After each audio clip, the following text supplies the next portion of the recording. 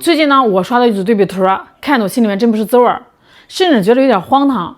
就是有人拍了几张内地游客在这个香港席地而坐，家长安抚孩子的照片，配文叫大陆人合集，满屏都是阴阳怪气嘲讽啊！仿佛内地游客坐一下地板就犯了什么滔天大罪啊，丢了香港的脸面，拉低了城市素质啊！但是讽刺的是，同样是在这个香港的公共场合，白人街头艺人坐在这个地上摆摊卖艺，评论区就瞬间换了一副面孔，全是星星眼，夸人家珍惜浪漫、自由随性啊！我就纳闷了，这都2026年了，这种双标它怎么还存在啊？那我自己是没去过香港，但是我经常看到类似的报道啊。今天我又刷到了一位内地大哥的视频，他自称是一个做了20年的老销售，结果去一趟香港，硬是被问路问到了 emo。那咱们来看看，香港真跟他说的一样吗？我一个做了20年销售，自认为道心稳固、皮还比较厚的一个人，我跟你说，在香港问个路，把我问的 emo 了，把我问抑郁很多人跟大家讲说香港这个地方有地域歧视我跟你说有，而且非常严重去了这2天，我无时无刻不感受到恶意。第一个是就是我从高铁下来，看到一个卖报纸的报摊，有一份报纸是《大公报》。以前呢，我们经常在媒体上看到，在电影里面也看到这份报纸，我想买份报纸看看。报摊上呢有一个老头在卖报纸，边上呢有个中年妇女，大概50多岁的样子。我问他这个报纸多少钱，那个女跟我用香港话讲，当然我听得懂，他跟我这么说，他说12门12块。他说的声音很小，我不是装听不懂，第一遍说的很小，然后我就跟着他，我说什么？我没听清楚。还有12门我说OK， 然后我就掏钱准备买你知道这女的说什么吗？她突然用普通话跟我讲，你们内地没有报纸，你们不看报纸吗？我噌的一下火气就上来了。我说你以为我买报纸是因为我没看过报纸吗？我买报纸是因为我想买古董，这个东西在我们大陆没有了，我们都是手机，都是各种各样的平台，哪怕我老丈人现在今年70岁了，手机玩的贼溜，各个平台都可以看得到。你以为我是觉得你先进我说你已经很落后了。知道我为什么会突然噌的一下火气上来？我买报纸的时候我跟你说是普通话，你说了2遍粤语，当然你在香港，在你自己的家乡说粤语没有问题。报价格的时候你明显看到是我没听清的那种疑惑的状态，你还说了2遍，什么意思？紧接着你用普通话来嘲笑我、嘲讽我，当时我就火气就上来了，说你们是落后了，知道？在大陆下到66岁小孩，大到70岁老翁都会用手机看新闻。你以为我是觉得你先进买你大公报？我是看古董稀奇，在上海街头看不到报摊了。这是第一个，下了火车就感受到这是明显歧视。第二个事情，在香港问路，在任何一个地方问路，我很清楚，我不可能去问路人，因为你们知道路人人家都有事儿，急匆匆的，你把人家拦下来问，本身就是个很不礼貌的事情。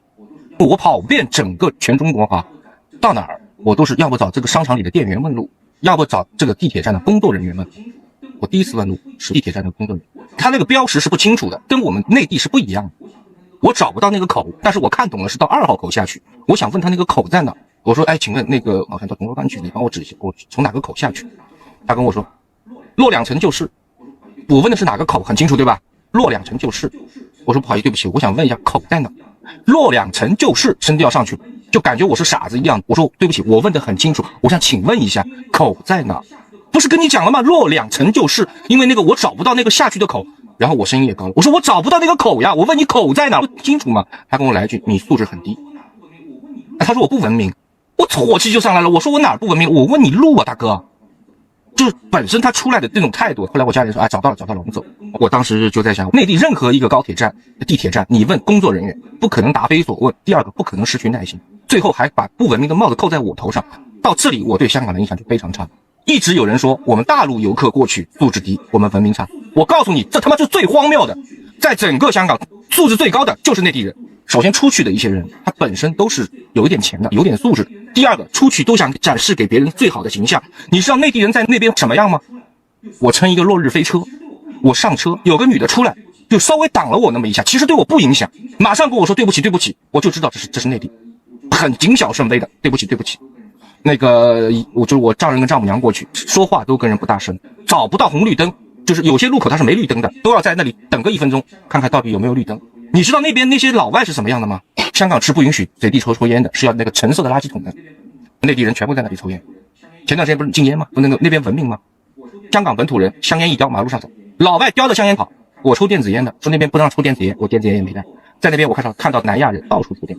我说我已经皮够厚了我问了4次路，没有一次是让感觉到就是说有人在帮你。我们在那个天星小轮下来香港本岛，在那个摩天轮那里，要上厕所，年纪大的有人想上厕所，我就问厕所在哪。记住，我不问路人，因为问路人，你不礼貌是吧？人家有事儿，问的都是站在门口没事的那些导购员。我说那个厕所在哪？问了前2个眼都不抬，理都不理你。问到第3个，摩天轮那里有啊，也是不抬眼看你的。摩天轮那里，我就往那个方向走。其实还差了大概2、3个弯呢。在我们这儿一定是告诉你直走，左转，再右转，再到了，对吧？没有，摩天轮那里，摩天轮周边一圈呢，不知道，算了，我们这个不计较。然后第2个，我说，请问一下厕所在哪？不好意思啊，请问一下，话都没说，手一指啊，算好的了，那我就去。我们这人嘛，不能太玻璃心，人家指给你了，指的方向差的2、3个转弯口呢。问了4个人，200米的路问了4个人，我才找到。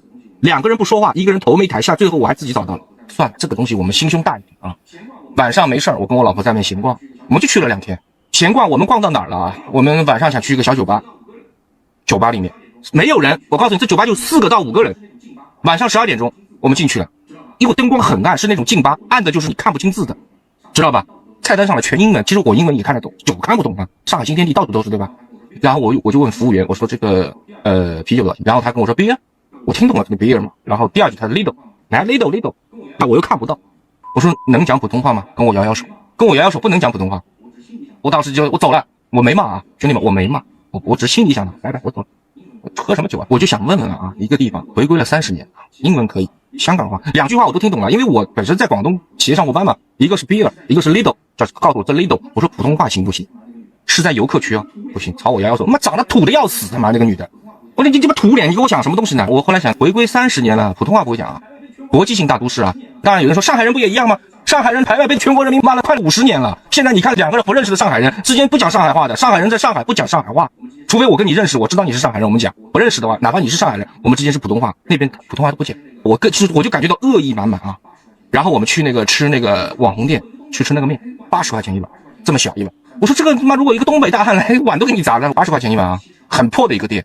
最后结账的时候是272，372对吧？372，我老婆给了他500块，找了100，剩下28不找了。当然，我老婆那个时候知道有服务费这个事儿，你跟我说呀，你是跟我讲呀。老婆没跟我说这个事儿，跟我说，我肯定跟你要。你为什么不找零啊？你凭什么不找零啊？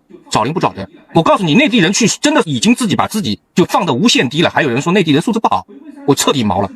第2天吃早饭的时候，我就在那边讲，回归30年了，就是个猪普通话也会说2句啊，啤酒不会说啊，只会说英语啊。以前我只在互联网上看到。但是我去了以后，我深深的能够感受到。我再告诉你们一件事啊，我们先到的深圳。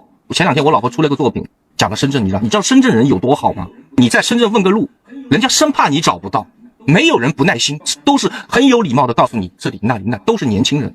到香港就不是这样，不正眼看你啊，正眼看你。还有一个事儿，在地铁里面，我儿子在我前面，他前面有一个人50多岁对吧，佝偻这个身子在往前走，他突然从电梯里往后倒下去了。